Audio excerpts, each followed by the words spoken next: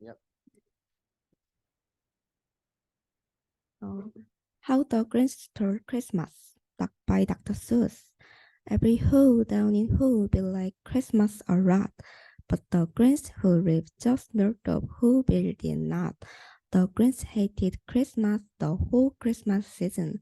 Now please don't ask why no one quite knows the reason. It could be his head wasn't screwed on quite right. It could be perhaps that his shoes were too tight. But I think that the most likely reason of all may have been that his heart was two sizes too small. But whatever the reason, his heart, his shoes, or his shoes, he stood there on Christmas Eve hating the Who's, staring down from his cave with a shower Grinch frowned at the warm-lighted windows below in their town, for he knew every who down in Whoville beneath was busy now hanging a mistletoe wreath. And they are hanging their stocking, he snarled with a sneer. Tomorrow is Christmas, it's practically here. Then he growled with his green fingers nervously drumming.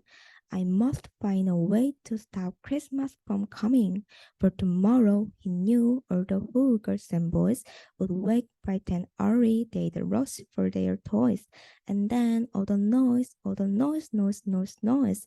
That's one thing he hated, the noise. Then the Who's, young and old, would sit down to a feast, and they'd feast, and they'd feast, and they'd feast.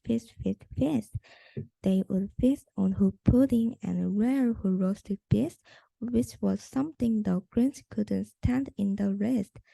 And then they do something he liked rest of all. Every who down in who build the toys and the small, who stand close together with Christmas bells ringing. They stand hand in hand and the who's would start singing. They'd sing and they'd sing and they'd sing. And the more the Grinch thought of the whole Christmas sing, the more the Grinch thought I must stop this whole thing. Why for 53 years I put up with it now? I must stop this Christmas from coming, but how? Very nice. Very nice. Then he got an idea, an awful idea. The Grinch got a wonderful, awful idea. I know just what to do. The Grinch leapt in his throat, and he made a quick Santa Claus head and a coat, and he chuckled and clucked, what a great Grinch trick. With this coat and this head, I look just like Saint Nick. All I need is a reindeer. The Grinch looked around, but since reindeer are scarce, there was none to be found. Did they stop the old Grinch? No, the Grinch simply said, if I can't find the reindeer, I'll make one instead.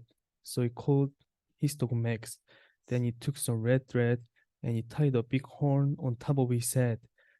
Then he loaded some bags and some old empty sacks on a ramshackle sleigh, and he hitched up old Max. Then the Grinch said, "Get that," and the sleigh started down toward the homes where the whose lay a snooze in their town. All their windows were dark. Quiet snow filled the air. All the who's were dreaming sweet dreams without care when he came to the first little house in the square. This is stop number one. The old Grinch Claus hissed and he climbed to the roof, empty bags in his fist. Then he slid down the chimney, a rather tight pinch. But if Santa could do it, then so could the Grinch. He got stuck only once for a moment or two. Then he stuck his head out of the fireplace flue where the little whose stockings were hung in a row. These stockings, he grinned, are the first things to go. Then he slithered and slunk, with a smile most unpleasant, around the whole room, and he took every present, popguns and bicycles, roller skates, drums, shuckleballs, tricycles, popcorn, and plums, and he stuffed them in bags.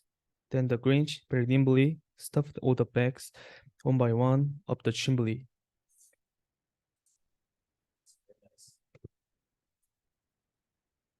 Then he slunk to the icebox. He took the who's beast. He took the who pudding. He took the roast beast. He cleaned out that icebox as quick as a flash. Why, the Grinch even took their last can of Who hash. Then he stopped all the food up the chimney with glee. And now, grinned the Grinch, I will stop up the tree. And the Grinch grabbed the tree, and he started to shove. When he heard a small sound like the coo of a dove, he turned around fast, and he saw a small Who. Little Cindy Lou who was not more than 2. The Grinch had been caught by this tiny Who daughter, who'd got out of bed for a cup of cold water. She started at the Grinch and said, Santa Claus, why? Why are you taking our Christmas tree? Why? But you know, that old Grinch was so smart and so slick. He thought of a lie, and he thought it of kick. Why, my sweet little tot, the fake Santa Claus lied. There's a light on this tree that won't light on one side. So I am taking it home to my workshop, my dear. I will fix it up there, then I will bring it back here. And his beep pulled the child, then he patted her head, and he got her a drink, and he sent her to bed. And when Cindy Lou Who went to bed with her cup, he went to the chimney and stopped the tree up. Then the last thing he took was the log for the fire. Then he went up the chimney himself, the old liar. On their walls he left nothing but hooks and some wire, and the one speck of wood he left in the house was a crumble that was even too small for a mouse. Then he did the same thing to the other whose houses, leaving crumbles much too small for the other whose mouses. Last one for the day.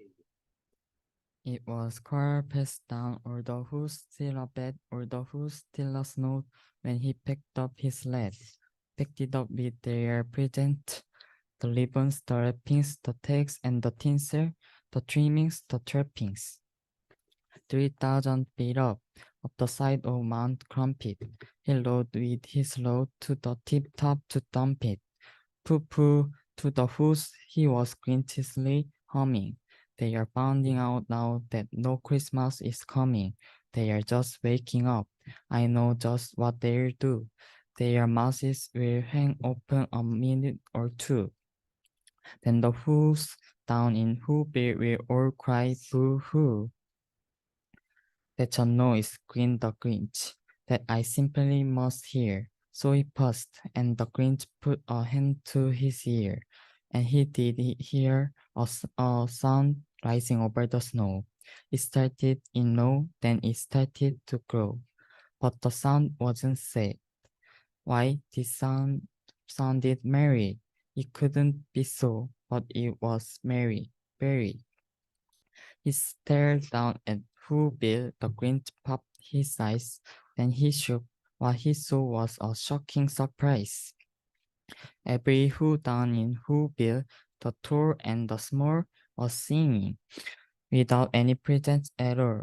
He hadn't stopped Christmas from coming. It came somehow or other. It came just the same. And the Grinch, with his Grinch pit ice cold in the snow, stood puzzling and puzzling.